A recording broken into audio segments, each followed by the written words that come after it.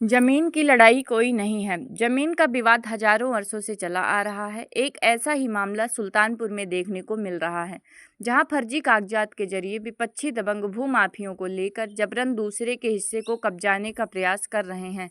स्थगन आदेश के बाद भी पीड़ितों का कागजात नहीं देखा गया और वे परेशान होकर इधर उधर भटकने को मजबूर हैं। दरअसल ये मामला है नगर कोतवाली के घराहा खुर्द का। यहीं पर 1961 में गाटा संख्या 387 और 388 पर गोविंद अग्रवाल, माता शरण केशरवानी, बिशंभर दयाल ने मिलकर गणेश आयरन फाउंड्री नाम से कोल्हू मशीन ढलाई का कारखाना खोला। जमीन कम पड़ी तो अगल बगल के गाटा संख्या 395, 396 और 397 की जमीन भी खरीद ली गई। 1974 में घाटे के चलते कारखाना बंद कर दिया गया और इन तीनों पांचों घाटों की जमीन को कोर्ट के जरिए 1984 में 3 हिस्सों में बांट दिया गया। इसी के बाद आपसी सहमति से इसमें बने मकान का हिस्सा माता शरण को दिया गया, जिस पर अब उन्हीं के वारिस रमेश केसरवानी काबिज दाखिल हैं, जिसका फैसला 1984 में अपर सिविल जज द्वारा किया गया। इसी में अब Kesharwani agro food products private limited के नाम से रमेश केशरवानी और उनका परिवार इसमें कारोबार करते चले आ रहे हैं। 1984 में बंटवारे के बाद अब गोविंद प्रसाद अग्रवाल के उत्तराधिकारियों की नीयत डोल गई और वे भूमाफियाओं को लेकर जबरन माता शरण के हिस्से पर जबरन कब्जा करने का प्रयास कर रहे हैं। बीते रविवार को इसी जमीन पर गोविंद अग्रवाल के उत्तराधिकारी हिमांशु अग्रवाल कुछ दबंगों और भूमाफियाओं को लेकर मौके पर पहुंचे और उनके गेट पर जबरन अपने नाम लिखवा कर कब्जा कर लिया। पीड़ित माता शरण के उत्तराधिकारियों की माने तो इसके पहले भी कुछ फर्जी वसीयत के जरिए इसमें दाखिल हुए।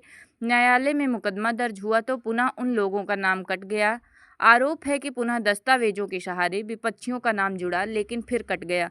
इसी के विपक्षियों ने एग्रीमेंट के जरिए रमेश केशरवानी के जमीन में दाखिल होने का प्रयास करते चले आ रहे हैं। रविवार को भी उन्होंने ऐसी ही साजिश रची और रमेश केसरवानी के हिस्से में दाखिल हो गए। कागजात होने के बावजूद रमेश केसरवानी और इनके परिवार वालों की सुनवाई नहीं हो रही है, लिहाजा वे अधिकारियों के दरवाजे पर चक्कर लगाने को मजबूर हैं और न्याय की आस में भटक रहे हैं। अब देखना यह होगा कि क्या न्याय मिल पाता है या नहीं। सर, मेरा नाम रितेश कुमार केशरवानी है। मेरे पिताजी का नाम रमेश कुमार आप केशरवानी है। यहाँ आए हैं उप जिलाधिकारी कार्यालय। जी किस सर। तरीके की समस्याएं हैं और क्या मामला है पूरा? सर, हमारा एक पैतृक आवास ईदगाह पर प्यारे पट्टी रोड पर यहीं सुल्तानपुर में ही है और इस मकान में हम कई लंबे समय से रहते आ रहे हैं और सन 1961 से लेकर के सन 1984 तक हमारा एक साझे का व्यापार श्री गोविंद प्रसाद अग्रवाल जी और रामनिवास अग्रवाल जी और हमारे बाबा माता शरण बाबा जी के साथ में ये पूरा कारोबार चला। कारोबार में घाटा लगने के कारण जब उसका सन 1984 में आपसी बंटवारा हुआ, डिक्री सूट हुआ हमारे सिविल न्यायालय में और उस न्यायालय के अनुसार हमारे बाबा जी को 1/3 पार्ट का इसमें हिस्सा मिला है और ये हिस्से के की डिक्री के बाद में सन 1989 में हमें सिविल कोर्ट से के ही माध्यम से डिक्लेरेशन सूट घोषणात्मक वाद जो हमको हुआ तो उसमें हमें बंटवारे का पूरा नक्शे के साथ में बाकायदा कब्जा जो कि दाखिल पहले से चले आ रहे थे वो हमको पूरा मिला। और गणेश आयरन फाउंड्री जो साझे का बड़ा व्यापार था, कोल्हू की ढलाई का काम होता था, शुरू से ही इसको नगर पालिका में भी उनके असेसमेंट में मकान नंबर दर्ज था जो कि समय के साथ बढ़ते हुए जब हमें अलग अलग हिस्से में कब्जेदारी मिली, हम अपने मकान में रह रहे थे, अपना काम कारोबार कारखाना चला रहे थे, तो हमें करंट में वर्तमान में 1880/1 नाम का मकान नंबर दर्ज है जो कि हमारे बाबा जी का नाम है। हमारे पिताजी रह रहे हैं, मैं रह रहा हूँ, मेरा परिवार रह रहा है, मेरी माता जी रह रहे हैं, मेरे भैया रह रहे हैं और इसमें बिजली का कनेक्शन भी है जो कि मेरे बड़े भैया के नाम है।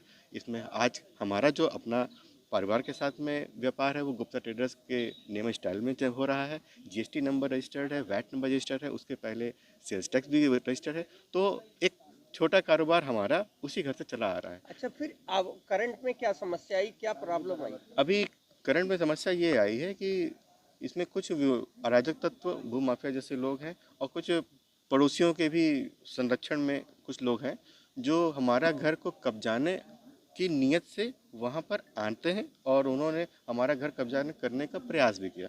तो हमें जब जान माल की हानि का बहुत भय हो गया और तो हमने उच्च अधिकारियों से, प्रशासन में, पुलिस को भी सहयोग लेने का प्रयास किया, मगर मेरी सुनवाई कहीं हुई नहीं।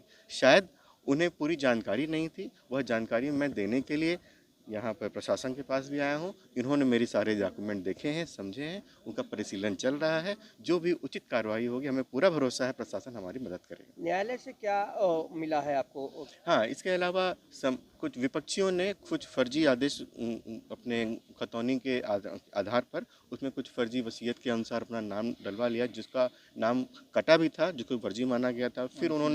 फिर उन्होंने अपना नाम जुड़वाया, फिर नाम कटा, जो कि गलत तो गलत है, और वह क्षेत्र बाद में आबादी भी घोषित हुआ। तो हम लोग वहाँ रह रहे हैं, काबिज दाखिल चले आ रहे हैं। दिक्कत इसमें यह है कि कुछ अराजक तत्व तो अलग अलग समय पर अपने आप को उसका एग्रीमेंट होल्डर बताते हैं और वो वहाँ पर हमको डराने धमकाने की कोशिश करते हैं। इसमें सन 2020 में भी अभी हमने न्यायालय से एक एग्रीमेंट होल्डर के खिलाफ से हमने स्टे आदेश भी लिया था और वो आज भी बरकरार है।